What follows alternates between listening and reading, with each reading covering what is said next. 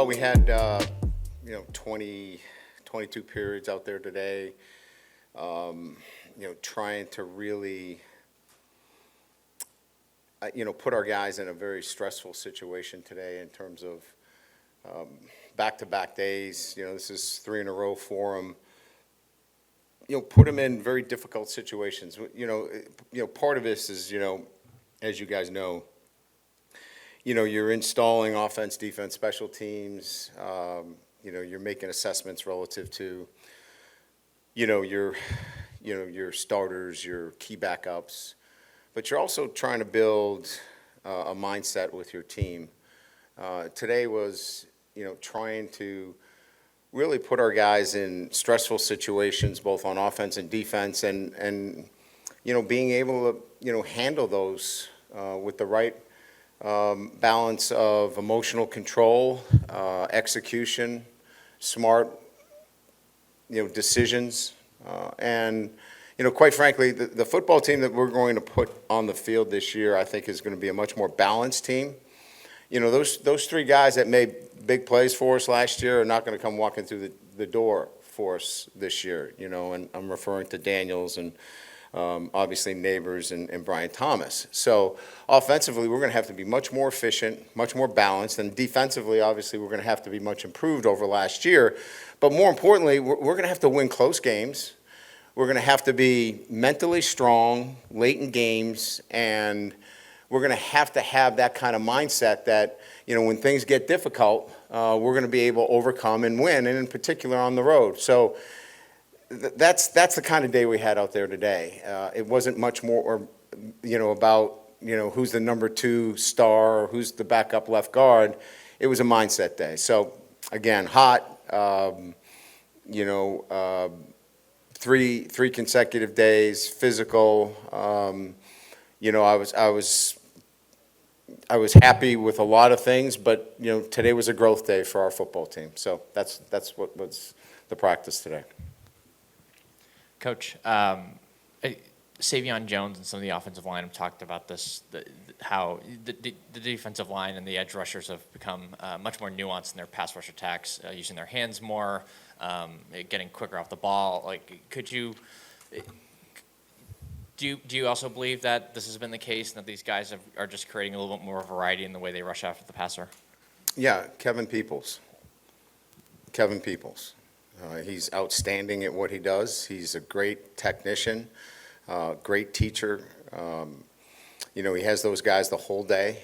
As you know, we brought in 2 defensive line coaches for that purpose, to be a really good defense in this league. You got to get to the quarterback, and so I felt it was important that we brought in somebody that was really good at teaching pass rush and being specific at that. And Kevin's the best in the business, and it's starting to show itself in the teachings on a day-to-day basis, with our ends, and it's starting to show itself. Coach Blake on Saturday talked about big week for the defense this week. Can you talk about their improvement this week, and specifically where did they need to improve at this point in camp? Yeah, I think it's much more about the finer details. Blake brings a lot of energy and enthusiasm to the group, and I think that's great, right? I mean, those kids love playing for him, and there's a great camaraderie and energy within the group, and I think that's a big piece, to playing the kind of defense that we want. But having said that, we're still work in progress when it comes to the finer details, and I think Blake would tell you if he was standing here right now, it's about getting lined up. It's about the fundamentals. It's about making sure that we're communicating effectively, and that's where we'll continue to really drill down and demand that we get that. We don't want to mistake activity for achievement. We really have to get that from our group, and so we're demanding the right things. We're asking for the right things from our players. we're certainly getting upticks in performances from players across the board, but as a unit, 11 together, that's the next thing that we've got to see an improvement in. Brian, just your assessment of two different position groups to this point, your safeties and your punters. How do you feel about those, what you've seen out of them? Yeah, that's a good question. I think from the safety position, we've got to continue to stress them in tackling. That's really going to be a big piece for us is can we erase some mistakes up front? And when we say mistakes up front, if we cut a gap loose, if there's an issue up front relative to a run fit, can those safeties erase for us? And we're not there yet. We need to continue to evaluate that. I think we've done a pretty good job relative to the communication. That was going in something that we were concerned about. I think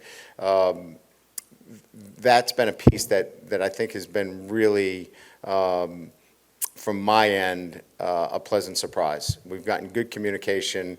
We're not in a position where we feel like we're not getting the right calls and executing the right coverages and, obviously, coverage fits back there. So that's good. We've got a young group that we're trying to get as many reps back there as well. With, the veteran guys out there,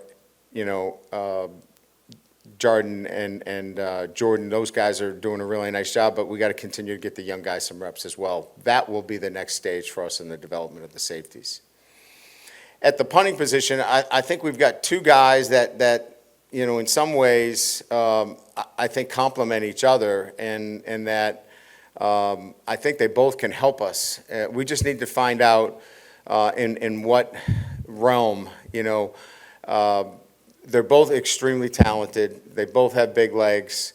I think the one that stands out to me right now is we need to get consistency because we'll see a couple of incredibly, big kicks, and then we'll see one that is certainly not effective enough. So we'll let those guys continue to challenge each other, but I think it's going to sort itself out, and if we got to play them both, we'll play them both. If that's what ends up happening. Hey, Brian, going into the last week of camp, I guess the cornerback position, how's that been progressing, in particular Stamps, and then how's Alexander, how's his knee holding up? I think Stamps and, Sage and PJ, Jair, JK, all those guys are getting a lot of work. And then Alexander, I think, is getting better by the day. I think it's just a matter of he just needs more reps and more confidence. Coming back off of an ACL at that position is probably, if not the most difficult, I think it's probably the most difficult position with, the change of direction, plant, drive, all those things. But he's a different player than he was the first day out here. I think there's a lot more confidence. So he'll keep getting better.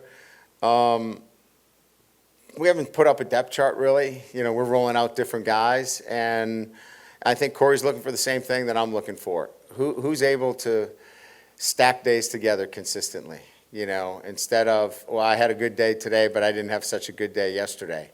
And I think that's probably everybody, including, the quarterbacks and the wide receivers. We just need to be more consistent. We have a good day, and then the next day is not so good. I think it's just this group now it's about, this is probably not a great analogy, but, we're getting close to like moving day, like in golf. Like, these guys need to understand that over the next few days, this is where we need to see who are those guys that can stack days together. And Thursday, Friday, Saturday, it's kind of moving day for us. We need to see those guys that are going to stack days together.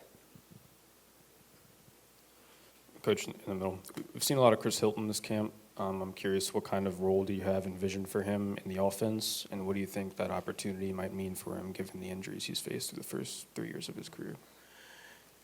Yeah, like it's his time, right? He's waited patiently. I think he's put himself in a great position physically. He's healthy. He's worked for it. He's put in the time in the off season.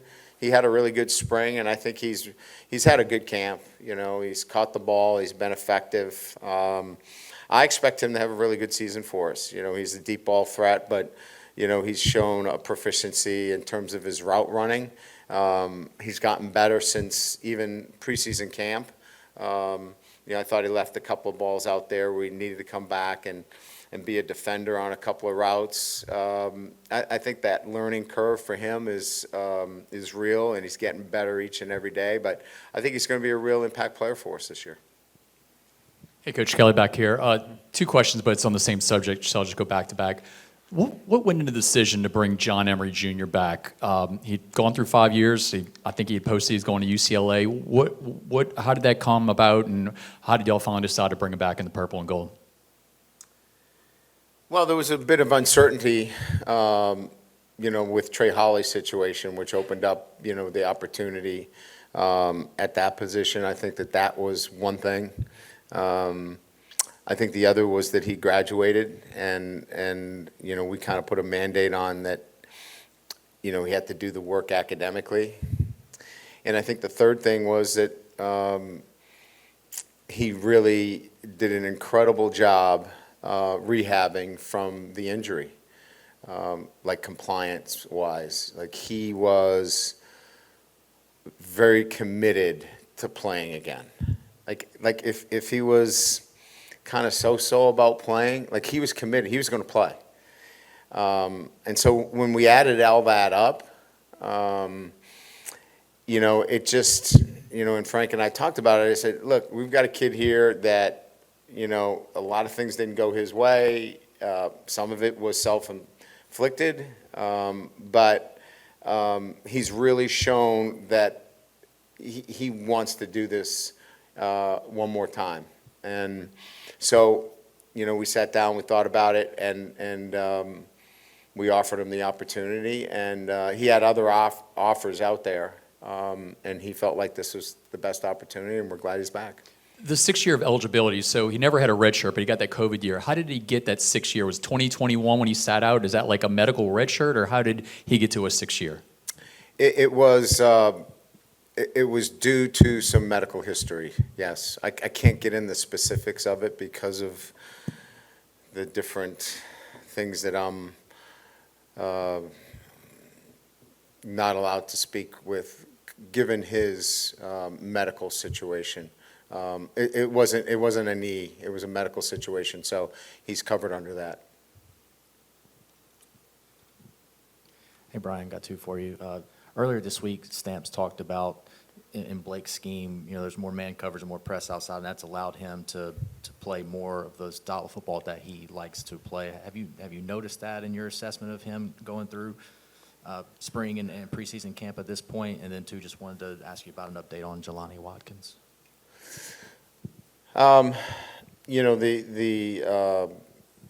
report I got this morning on my desk was that his man coverage was, pretty good relative to balls defended in camp. So, you ask any corner, they all want to play man. There's not a corner that wants to play, zone coverage. I think they're the best at that. And that's good, right? I mean, you want that kind of mentality. But, defended balls, pass breakups, his numbers were best in camp. So, I think he feels comfortable being out there. He's moving well. He's pain-free. He had some nagging injuries last year. So I just think he feels confident out there. He's stronger. He's had a real good year in the weight room. And I think his confidence is high that he can play in the SEC against the very best, because he goes against them every day. Jelani has... He's got a foot sprain and an ankle sprain. We did an MRI, so there's no Liz Frank. So this will be one where, soft tissue injury. Owen and his team will get him back pretty quickly. Hey, Coach. One of the main eye catchers this fall camp has been Kamarian Pipton. As we've gotten deeper into fall camp, what do you think is his biggest improvement so far? Maturity. He's just becoming more mature, and when I use that statement relative to maturity within the game of football, and picking up his assignments, being accountable for. Look, playing tight end, you got to do dirty jobs. And there was a question as to whether he wanted to do the dirty jobs, At times it seemed as though he was going to be happy just being spread out. And that's not the case. He really understands the importance of getting in there, putting his face on guys, blocking, and so that's a maturity, right? That's an understanding of the position and what it takes to get on the field. So, sometimes that just is just a matter of time, right? Guys just kind of understand that if I want to play tight end in the SEC, this is what I have to do. Some guys do it right away. It just took a little time, and I think a lot more confidence in the weight room, where now he's stronger and he feels like he can go in there and do that. We knew the pass catching was there. That wasn't something that we had to worry about. It was the other things, and he's done a nice job there, and that's what's put him in a position where we can feature him. Coach, I was wondering if you were concerned about being predictable by substitution when it comes to your running backs.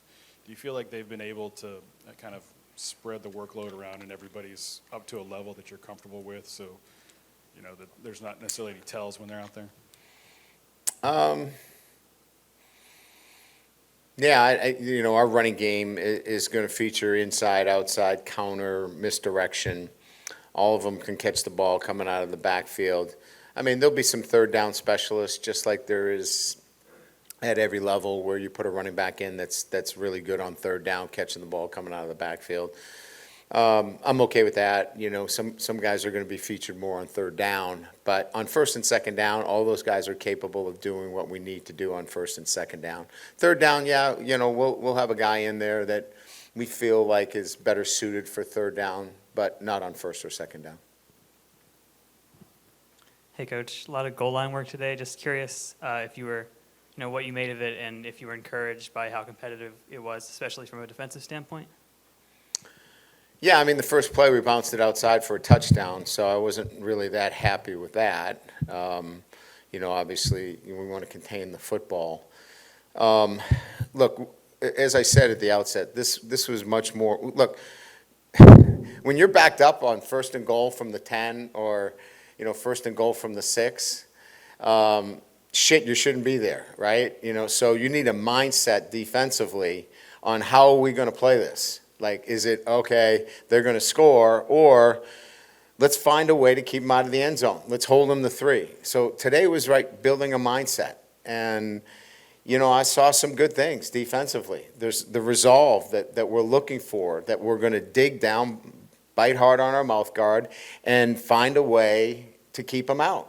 And, we saw a turnover on offense. We saw some sloppy play on offense, where, that can't happen. Offensively, we've got to be able to score every time down there. So these scenarios are set up not necessarily, to challenge the play callers as much as we want to challenge the mindset of the football team and put them in those kinds of situations. So when we get back down there, we can recall, what are we looking for? How do we want to think?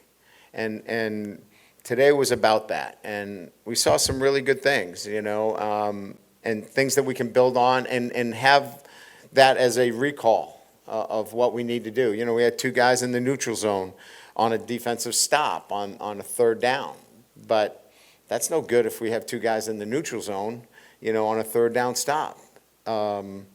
So we had a touchdown that Nussmeyer threw, but the play clock had run out. So each one of them is a teaching experience for our guys down there to build a better way to think about things. You're responsible for the play clock down there. We can't be running out on the field calling timeouts in those situations. It might be the end of the game. So all of that was crafted and put together today to build that with our football team as we get closer and closer to, beginning preparation for an opponent.